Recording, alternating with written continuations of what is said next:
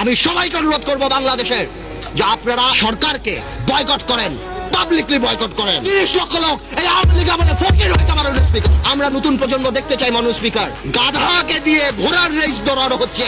আমি জানি এই গাধা গন্তব্যে কোনোদিন পৌঁছাবে না।